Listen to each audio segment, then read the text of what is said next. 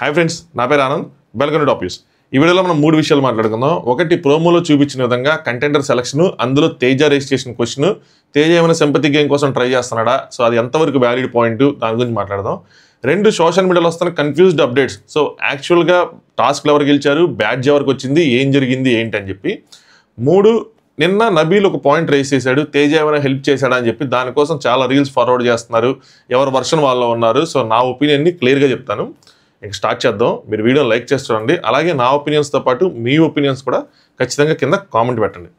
So matter ఏంటంటే, first 6 అంశాలు ఉన్నాయి, టాపిక్స్. 6 వాటిల్లో 6 అంశాల్లో ఇప్పటివరకు 4 అంశాలని వీళ్ళు టెస్ట్ చేశారు టికెట్ టు ఫినాల కోసం.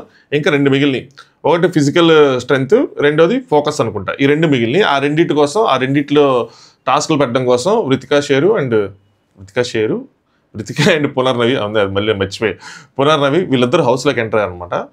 ఇప్పుడు హౌస్లో ఉన్న కంటెస్టెంట్స్లో ఇంత మట్టుకు టాస్క్ ఆడని ఒకే ఒక కంటెస్టెంట్ నిఖిల్ ఫ్యాన్స్ అదే మావిడి ఛాన్స్ రాలేదు అని చెప్పి అసలు తెగ బాధపడ్డారు. చూసారా, అది ఫిజికల్ స్ట్రెంగ్త్దే మిగిలింది తనకి, సూట్ అయ్యేది.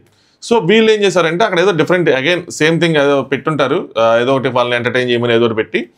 ఒకటి నిఖిల్ సెలెక్ట్ చేశారు, 2 గౌతమ్ సెలెక్ట్ చేశారు. మామూలు వాళ్ళు కాదు, బాగా తెలివైన వాళ్ళు. అట్నుంచి ఒకళ్ళని ఇట్నుంచి ఒకళ్ళు సెలెక్ట్ చేశారు, మళ్ళీ ఎందుకులే అని చెప్పి. సో గౌతమ్కైనా ఇది 2వ ఛాన్సే కదా, నిఖిల్కి మాత్రం ఒక ఛాన్స్. ఇప్పుడు వీళ్ళిద్దరూ ఇంకొక ఇద్దరిని సెలెక్ట్ చేసుకోవాలి, అది బిగ్ బాస్ చెప్పింది. సో ఇప్పుడు వీళ్ళు ఎలాగైనా సెలెక్ట్ చేసుకోవచ్చు, ఏ పాయింట్ అయినా పెట్టచ్చు, ఫ్రెండ్స్ అయినా పెట్టచ్చు, ఏదైనా పెట్టచ్చు. వీక్ వాళ్ళతో ఆడదాం అనుకోవచ్చు, స్ట్రాంగ్ వాళ్ళతో ఆడదాం అనుకోవచ్చు, ఎవరి ఒపీనియన్ వాళ్ళది. నాకు తెలిసి నిఖిల్ ఎప్పుడు ఇంత మటుకు నేను వీక్ వాళ్ళతో ఆడతాను అని అనలేదు. సో మేబీ ఇంకోటి అనిపించుంటొచ్చు ఏంటంటే, డిజర్వింగ్ పృథ్వీ కొంచెం డిజర్వింగ్, ఫిజికల్ స్ట్రెంత్, కొంచెం టఫ్ ఫైట్ ఉంటుంది. అలాగే ఎప్పటివరకు చీఫ్ అవ్వలేదు కాబట్టి అలాంటి ఏదైనా పాయింట్స్ పెట్టుకొని తను పృథ్వీని సెలెక్ట్ చేసుకోవచ్చు. వేరస్ గౌతమ్ అంటే మనకు ఉన్నాయి 3 ఆప్షన్లే, పృథ్వీ, నెక్స్ట్ ప్రేరణ, నెక్స్ట్ తేజ. వీళ్ళు ముగ్గురే ఉన్నది. వీళ్ళు ముగ్గురులో నుంచి ఇద్దరు సెలెక్ట్ చేయాలి. మిగతా వాళ్ళకి ఏదో బ్లాక్ బ్యాడ్జ్లు ఉన్నాయి, లేదంటే వైట్ బ్యాడ్జ్లు ఉన్నాయి, అంటే కంటెండర్ బ్యాడ్జ్లు ఉన్నాయి. ఈ 2 బ్యాడ్జ్లు ఉన్నాయి, ఇంకెవరు లేరు అక్కడ ఆప్షన్స్. సో ఇక్కడ గౌతమ్ ఏం చేశాడు, ప్రేరణ సెలెక్ట్ చేశాడు. దీనికి 2 రీజన్స్ ఉండొచ్చు. ఒకటి, తను కనుక తేజాన్ని సెలెక్ట్ చేస్తే ఇప్పటివరకు తను పోరాడుతున్న గ్రూప్ గేమ్ అన్న దాని మీద ఆపోజిట్గా వెళ్ళినట్టు ఉంటుంది. ఇది కూడా గ్రూప్ గేమ్ కింద ఎవరైనా రేస్ చేస్తారు. ఎందుకంటే తేజ తనకు ఫ్రెండ్, లాస్ట్ సీజన్ వాడు, పైగా ఈ సీజన్లో ఇంతవరకు నామినేషన్ కూడా ఇప్పుడు చేయలేదు కాబట్టి అలాంటి ఒక పాయింట్ ఆడియన్స్లోకి వెళ్ళిద్ది. ఎందుకులే అని చెప్పి స్ట్రాటజికల్గా ఆలోచించుండొచ్చు. తప్పులేదు ఇలా ఆలోచిస్తే, అది కరెక్ట్ స్ట్రాటజీని ఒకరు స్ట్రాటజికల్గా ఆలోచిస్తే. రెండోది, గేమ్ పరంగా ఆలోచిస్తే ఎవరు డిజర్వింగ్, ప్రేరణ నెక్స్ట్ తేజాలో ఎవరు డిజర్వింగ్ అని ఆలోచిస్తే కనుక, ప్రేరణ 2 టాస్క్లోనూ 2nd ప్లేస్లో వచ్చింది తను ఆడిన గేమ్లో. సేమ్ లైక్ గౌతమ్ కూడా తన 2 దాంట్లో కూడా 2nd ప్లేస్లో వచ్చాడు. సో గౌతమ్ కనిపిస్తుంది నాలాగే వచ్చింది కాబట్టి డిజర్వింగ్ అని అనిపించుండొచ్చు. ఒకవేళ ఇక్కడ నిఖిల్ కనుక పృథ్వీని సెలెక్ట్ చేయకుండా ఉండుంటే అప్పుడు వేరే విషయం. సెలెక్ట్ అంటే వీకోల్తో ఆడదాం, ఇది ఫిజికల్ టాస్క్ కాబట్టి నేను వీకోల్తో ఆడట్లేదు అన్న పాయింట్ కనుక పెట్టుంటే గౌతమ్ కూడా అలాగే ఆలోచించాలి. సో ఆ విధంగా ఆలోచించి షీఈస్ డిజర్వింగ్ అని చెప్పి 2వ ప్లేస్లో వచ్చింది కాబట్టి పెట్టచ్చు. ఇంకా తేజ చూస్తే జస్ట్ బ్లాక్ బ్యాడ్జ్ మిస్ అయింది. యాక్చువల్గా అయితే ఆ టాస్క్ డిజర్వింగ్ బ్లాక్ బ్యాడ్జ్ తేజాదే.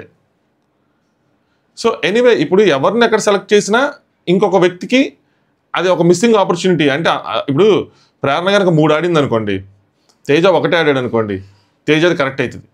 సో ఎనీవే, సో ఇక్కడ వీళ్ళిద్దరు అలా సెలెక్ట్ చేశారు. ఇక్కడికి వచ్చిన తర్వాత వాళ్ళు పృథ్వీ అండ్ ప్రేరణ చెప్పగానే వై నాట్ మీ అని చెప్పి హ్యాండ్ రైజ్ చేశారు తేజ. సో అడగటంలో తప్పలేదు, నన్ను ఎందుకు చేయలేదు, వాళ్ళని ఎందుకు చేశారు ఏంటి అని చెప్పి. తేజ ఏంటి ఏమనుకుంటాడు, బయట అందరూ వీక్ కంటెస్టెంట్ సెలెక్ట్ చేస్తారు కాబట్టి ఖచ్చితంగా నేను ఉంటాను అందులో, సో అని చెప్పి వీళ్ళు అని అనుకుంటారు. బట్ అక్కడ వెళ్ళింది నిఖిల్ వాళ్ళు కాబట్టి, నిఖిల్ అలా ఆడ్డాడు కాబట్టి, సో మ్యాక్సిమం తనకి ఛాన్స్ రాదని కూడా తెలిసి ఉండొచ్చు. సో వై నాట్ మీ అన్న దాన్ని ప్రిపేర్ రైస్ చేశాడు.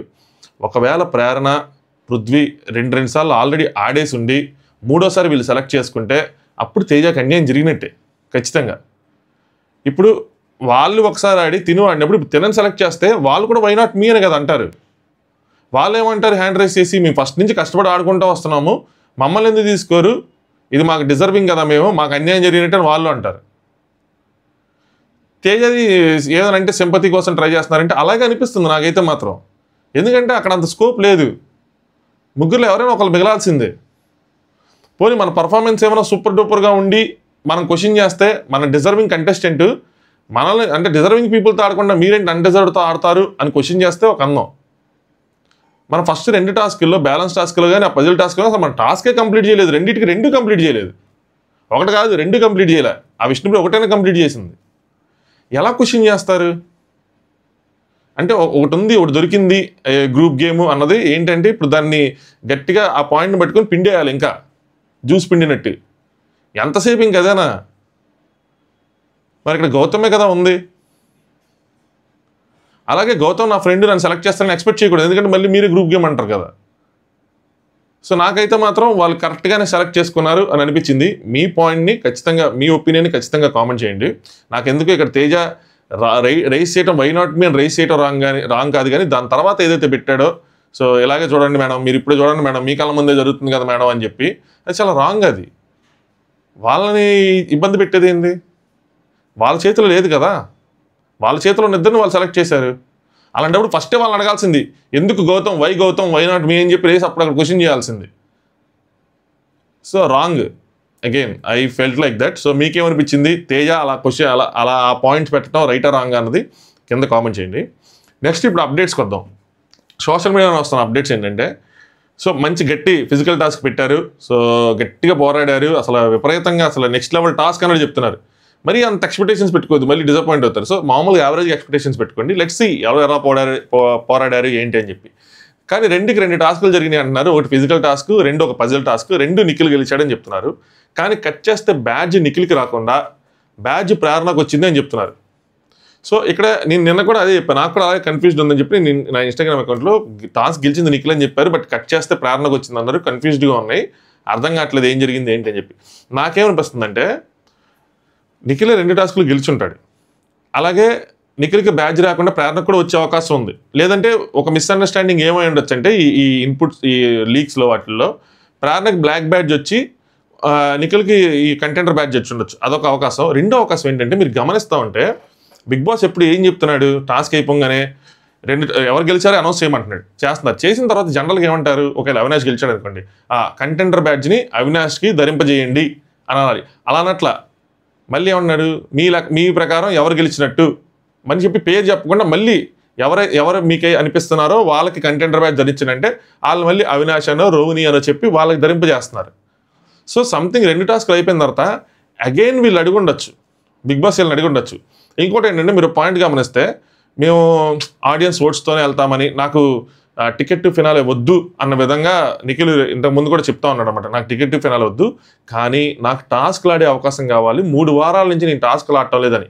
ఆ పాయింట్ మరి వీళ్ళు రైస్ చేసినా, ఆ పాయింట్ మరి ప్రేరణ రైస్ చేసినా, ఎవరైనా రైస్ చేసి ఉండొచ్చు, టికెట్ టు ఫినాలే తనకు అవసరం లేదు సో అని చెప్పి. అంటే బిగ్ బాస్ అయినా చెప్పుండొచ్చు, కన్విన్స్ చేసుకోండి కావాలంటే అని, అలాంటిది ఏదైనా ట్విస్ట్ ఇచ్చి ఉండొచ్చు, మామూలుడు కాదు బిగ్ బాస్ ఏదో ఒకటి.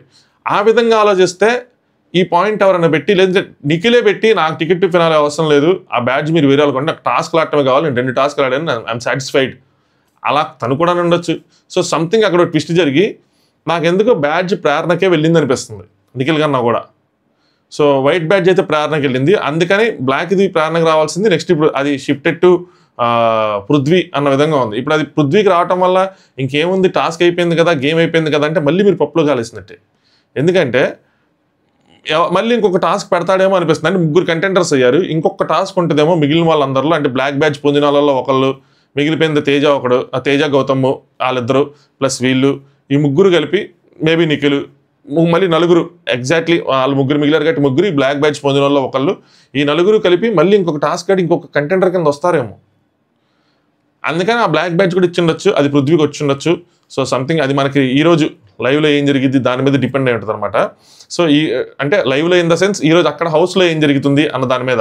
హౌస్లో కనుక ఇలాంటిది ఏదైనా ట్విస్ట్ ఇస్తే, అంటే ఆల్రెడీ 3 కంటెండర్లు అయ్యారు, ప్లస్ మిగతా వాళ్ళందరినీ కలిపి, అంటే మిగతా వాళ్ళందరినీ అంటే మిగిలిపోయిన వాళ్ళని ప్లస్ బ్లాక్ బ్యాడ్జ్ వచ్చిన వాళ్ళు ఒకరిని కలిపి మళ్ళీ వాళ్ళ 4 చేసి ఇంకొక టాస్క్ పెట్టి, ఆ టాస్క్ నుంచి ఒకళ్ళు వస్తే మళ్ళీ 4 వస్తారు. సో ప్యాటర్న్ తీసుకుంటే 4-4-4 ప్యాటర్న్ ఏదైతే ఉందో ఆ 4-4-4 ప్యాటర్న్ కూడా సెట్ అవుతుంది, అర్థమైంది అనుకుంటా. సో అలా మళ్ళీ ఫైనల్ అలా పెడతారేమో, 2 టాస్క్లు ఉంటాయేమో, రేపు మనం చూడటానికి కూడా 2 ఉంటాయేమో, ఒకటి final ticket to finale task, ఒకటేమో మళ్ళీ వీళ్ళందరి కోసం ఇంకొక ఛాన్స్ బిగ్ బాస్ ఒక అవకాశం ఇస్తున్నాడు అని చెప్పి అలా కూడా పెట్టుండొచ్చు అని అనుకుంటున్నాను నేను. సో ఇది అంటే ఆ కన్ఫ్యూజ్డ్ అప్డేట్స్కి ఇదొక ఏమంటారు దారా, ఇదొక క్లారిటీ అని అనిపించింది నాకు. సో మీకేమనిపిస్తుంది, మీ ఒపీనియన్ దీని మీద కూడా కామెంట్ చేయండి. నెక్స్ట్ వచ్చేపాటికి నిన్న జరిగిన మెయిన్ ఇష్యూ ఏంటంటే, తేజ హెల్ప్ చేశాడు అవినాష్కి, హెల్ప్ చేయలేదని చెప్పి ఎవరి వర్షన్లో వాళ్ళు ఉన్నారు. సో రీల్స్ అంటే ఆ లైవ్లో దాన్ని కట్ చేసి పెడతా ఉంటే నేను అప్పుడే చెప్పా, అది బెల్లి కొడతా ఉంటాడు పృథ్వీ అప్పుడు తేజ చెప్పిన దాని ప్రకారం. సో అది బిగ్ బాస్ హింట్ ఇవ్వడానికి ముందు, సరేనా? సో ఇప్పుడు మీరు హింట్ ఇవ్వడానికి ముందు చెప్పినా హింట్ తర్వాత చెప్పినా తప్పే కదా అంటారు. ఖచ్చితంగా తప్పే. తేజ అవినాష్కి హెల్ప్ చేశాడు, చేయటానికి ట్రై చేశాడు. ఈ 2 పాయింట్లో ఏదైనా పెట్టుకున్నా కూడా చేశాడు. సో ఖచ్చితంగా అది తేజది మిస్టేకే. దాన్ని వీకెండ్లో ఆ వీడియో కూడా వేస్తారని అనుకుంటున్నాను. పాయింట్ నెంబర్ 1 ఇక్కడ. కానీ ఇదంతా జరిగింది హింట్కి ముందు. చాలామంది ఏమనుకుంటున్నారంటే బిగ్ బాస్ హింట్ ఇవ్వడానికి ముందు వీళ్ళు సాల్వ్ చేశారనుకుంటున్నారు. చేయలే సాల్వ్, ఎవ్వరికి అది సాల్వ్ అవ్వలేదు. వీళ్ళు ట్రై చేశారు, అవ్వలేదు. రోహిణి అక్కడ పుస్తకం మీద కూర్చొని డ్రా చేసింది తన దగ్గర ఉన్న పెన్సిల్తోనో దేనితోనో, తంది అవ్వలేదు, తేజాది అవ్వలేదు, బిగ్ బాస్ హింట్ ముందు ఎవరిది అవ్వలేదు. ఇది ఎందుకు నేను క్లారిటీగా చెప్తున్నానంటే ప్రేరణ దగ్గరకి వెళ్ళి వీళ్ళు నుంచుంటారు, తేజను ప్రేరణ, నెక్స్ట్ నాకు తెలిసి నిఖిల్ అనుకుంటా. అక్కడ చూసి తేజ గట్టిగా చెప్తాడు, రోహిణి గారు మనం ఈవిడ ఎంతవరకు చేస్తున్నాం, మనం ఎంతవరకు చేస్తాం, వీడు కూడా అంతవరకు చేసింది. సో అంటే ఆవిడ 7 కాంబినేషన్లు అవుతాయి, 8వ కాంబినేషన్ అవుతుంది, ఒక డయాగ్నల్ మిస్ అయింది, మిగతాదంతా అవుతుంది ప్రేరణది. మనం అంత దూరం వచ్చి ఆగిపోయాం, ఈవిడ కూడా అంత దూరం వచ్చి ఆగిపోయిందండి అని చెప్తారు. నెక్స్ట్ ఇక్కడ నిఖిల్ ప్రేరణకు కూడా ఒకటి చెప్తాడు, 1 2 3 4 5 6 7 8 9 ఇలా పెట్టుకుంటే 159 ఇలా క్రాస్గా వస్తాయి అన్నట్టు. అదే 1 2 3 4 5 6 7 8 అలా పెట్టుకుని అప్పుడు మార్చేవాడిని నేను అన్న విధంగా చెప్తాడనమాట. కానీ దాని తర్వాత బిగ్ బాస్ అప్పుడు హింట్ ఇవ్వడం స్టార్ట్ చేస్తాడు. అలాగే at the same time Rohini కూడా పుస్తకంలో ఇంకొక రీల్ షేర్ చేసిందండి. రోహిణి కూడా పుస్తకంలో చూపిస్తూ ఉంటుంది అవినాష్కి, అరే 159 రా, అరే 159 రా అని చెప్పి. తన దగ్గర కూడా కంప్లీట్ అవ్వాలి. ఆ 159 రా అని చెప్పింది తన దగ్గర కూడా ఉంది. 159 అవినాష్ది కూడా కంప్లీట్ అయ్యి ఉంది 159. సో దాని తర్వాత బిగ్ బాస్ హింట్ ఇస్తాడు. హింట్ ఇచ్చిన తర్వాత అవినాష్ చేయడం స్టార్ట్ చేస్తాడు. అక్కడ మీరు చూస్తే అది మనకి లైవ్లో కానీ లైవ్లో కాదు కానీ ఎపిసోడ్లో క్లియర్గా ఉంది. తేజ పక్కన అంటే వెళ్ళిపోమని చెప్తాడు నిఖిల్. దాని తర్వాత తేజ గౌతమ్కి ఏదో చెప్పబోతుంటే రే తేజ అంటారు. కానీ అది అవినాష్కి చార్లా. సో అవినాష్ అది ఓన్గానే సాల్వ్ చేసుకున్నాడు. ఓన్గా సాల్వ్ చేసుకున్న తర్వాత గంట కొట్టాడు. ఇప్పుడు నబీల్ది మిస్టేకా అలా అనుకోవటం కాదా అంటే నా పాయింట్ ఆఫ్ వ్యూ నిన్న కూడా చెప్పాను ఏంటంటే అలాంటి డౌట్ రావటంలో తప్పులేదు. డౌట్ రావటం తప్పలేదు. ఎందుకంటే అందరూ అక్కడే ఉన్నారు, ఇంత గందరగోళం జరుగుతుంది కాబట్టి ఆబ్వియస్గా డౌట్ అనేది వస్తుంది. నబీల్కి డౌట్ రావడం తప్పలేదు. నబీల్ అలా అందరి ముందు క్వశ్చన్ చేసినప్పుడు ఏంటంటే గెస్ట్లు ఉన్నారు, అందరూ ఉన్నారు కాబట్టి అందరి ముందు క్వశ్చన్ చేస్తే అవినాష్ నేను సాల్వ్ చేయలేనా అన్న ఒక ఇన్సల్టింగ్గా అనిపిస్తుంది అవినాష్కి. సో అందుకని ఇద్దరికి బాండ్ ఉంది కాబట్టి అవినాష్ అందుకని అట్టాడు. వేరే వాళ్ళంటే అట్టేవాడు కాదని చెప్పాను నేను. అవినాష్ నబీల్ దగ్గర బాండ్ ఉంది కాబట్టి నబీల్ అనేప్పటి తీసుకెళ్ళాపాడు. కానీ నబీల్కి అలాంటి డౌట్ రావడంలో కూడా తప్పలేదు. కానీ అందరి ముందు అడగడాన్నే నేను తప్పు పెట్టాను. తర్వాత కూర్చోబెట్టి మీకేమైనా హెల్ప్ చేశాడా ఏంటి అని చెప్పి, లేదంటే సంచాలకులను పిలిచి దగ్గరికి పిలిచి ఇక్కడ ఏం జరిగిందో నాకు ఎందుకు అక్కడ హెల్ప్ చేశారనిపించింది, అది కరెక్ట్ కాదు కదా అని అలా అడిగినా బాగానే ఉంటుంది. సో అలా నేను చెప్పాను అనమాట. సో ఎండ్ రిజల్ట్ కోసం అంటే తొందరగా అయిపోయింది కదా అని చెప్పి నబీల్ రైస్ చేశాడు. ఎండ్ రిజల్ట్ కోసం ఏదైతే పాయింట్ నబీల్ రైస్ చేశాడో దానికోసం అయితే తేజ హెల్పింగ్ అయితే నాకు కనిపించలేదు. దానికి ముందు మాత్రం తేజ హెల్ప్ చేశాడు. అది ఖచ్చితంగా తప్పే. చేయకూడదన్నప్పుడు చేయకుండా ఉండాల్సింది. ఈ వీకెండ్ నాగార్జున గారు ఈ వీడియోని రిలీజ్ చేస్తారు. ఇంకోటి హింట్ ఇచ్చిన తర్వాత ఆయన హెల్ప్ చేశాడంటే మేబీ చేసి ఉండొచ్చు. అది మనకు చూపించిన దాంట్లో మాత్రం లేదు. మేబీ బిగ్ బాస్ వాళ్ళ దగ్గర వాళ్ళు కొంత దాచుకుంటూ ఉంటారు కదా. మన ప్రేరణ రోహిణి దాంట్లో విష్ణుప్రియ రోహిణి దాంట్లో గొడవ అయితే మనకు కొంత చూపించలేదు. తర్వాత వీడియోలో వేసి చూపించారు ఏం జరిగింది ఎగ్జాక్ట్గా, నిఖిల్ కోసం తను ఏం చెప్పింది ఏంటని చెప్పి. అలా ఏమైనా దాచుకుని ఉంటే ఫుటేజ్ వేరే యాంగిల్లో వచ్చి అది ప్లే చేస్తారు. ఏదైనా సరే నిజం ఎప్పుడు దాగదబ్బా. ఈ రోజుకైతే రేపైనా వస్తుంది. ఈ లోపల నబీల్కి జరిగే అన్యాయం కూడా ఏమి ఉండదు. అంటే నబీల్ ఎలిమినేట్ అయిపోతాడు అన్నది ఏది ఉండదు కదా, అంత సినారియో లేదు కదా. సో తర్వాత అప్పుడు చేసినప్పుడు నబీల్కే ఇంకా పెద్ద ప్లస్ అవుతుంది. సో నబీల్ ఫ్యాన్స్ అంత వర్రీ అవ్వాల్సిన అవసరం లేదు. బట్ యువర్ కన్సర్న్స్ ఆర్ కరెక్టే. మీ కన్సర్న్స్ ఎప్పుడు తప్పట్ను. వాళ్ళకి ఆ బాధ ఉంటుంది. అంటే మా వాడు అన్నదాన్ని కూడా ట్రోల్ చేస్తున్నారు అని చెప్పి అదొకటి ఉంటుంది. అక్కడ జరిగింది కదా, జరగకుండానే అందరూ పెట్టేశారు, ఇది బాగాలేదు అని చెప్పి నేను పెట్టాను. కరెక్ట్ కాదు అలా అందరి ముందు అంటే నేను ఇప్పటికీ చెప్తున్నాను అందరి ముందు అడగడం ఉండాల్సిందే అని చెప్పి. సో ఆయనకి డౌట్ రావడంలో మాత్రం తప్పులేదు. అదైతే పాయింటే. సో ఇది నా ఒపీనియన్ దీని మీద. సో మీ ఒపీనియన్స్ని కామెంట్ చేయండి. బట్ అగైన్ నేనేం చెప్తానంటే ఈ పాయింట్ పెట్టి అవినాష్ ఎఫర్ట్స్ని తక్కువ చేయడానికి కూడా లేదు. ఎందుకంటే అది హింట్ వచ్చిన తర్వాత తనంతా తను సాల్వ్ చేసుకున్నది. అది తన తెలివితేటలతో సాల్వ్ చేశాడు, అది లక్కుగా సాల్వ్ అయింది. ఎలా అయిందన్నా సరే తన ఎఫర్ట్స్ కదా అయ్యి. దాన్ని అట్ ద సేమ్ టైం మన కంటెస్టెంట్ పొగుడుకుంటా దాన్ని కించపరచడానికి కూడా లేదు. అది తప్పది. ఆయన తన ఎఫర్ట్స్ పెట్టుకొని సాల్వ్ మనకు చూపించినంత వరకు అయితే ఆయన ఎఫర్ట్స్ పెట్టుకొని సాల్వ్ చేశాడని నేను బిలీవ్ చేస్తున్నాను. అందుకని నేను నిన్న కొంచెం బాగానే కంప్లీట్ చేశాడు అని చెప్పి ఎక్స్పెక్టేషన్ సీల్ పెట్టుకోలేదు, కానీ ఆయన కంప్లీట్ చేశాడు కాబట్టి దాన్ని కూడా మనం తప్పు పట్టకూడదు. ఒకవేళ హెల్ప్ చేస్తుంటే మాత్రం ఖచ్చితంగా తప్పు పడదాం. చేయని మనం చూపించలేదు కదా, చూపించకుండా కాంక్రీట్ ఎవిడెన్స్ లేకుండా మనం దాన్ని క్వశ్చన్ చేయడం రాంగ్ అనేది నా ఉద్దేశం అనమాట. సో అది నా క్లారిటీ 3 పాయింట్స్ మీద చెప్పా. దీని తర్వాత మిడ్ నైట్ ముచ్చట్లు చెప్పుకుందాం. తొందరగానే పెడతా ఈరోజు, లేట్ మాత్రం ఉండదు. ఇంక 2 గంటల్లో పెట్టేస్తాను అనమాట. చూసి పెద్ద లేవనుకుంటా పాయింట్స్, బట్ ఎన్ని ఉంటే అని చెప్తాను అనమాట. వీడియోని లైక్ చేయండి, మీ ఒపీనియన్స్ కామెంట్ చేయండి. Thanks for watching. Top news.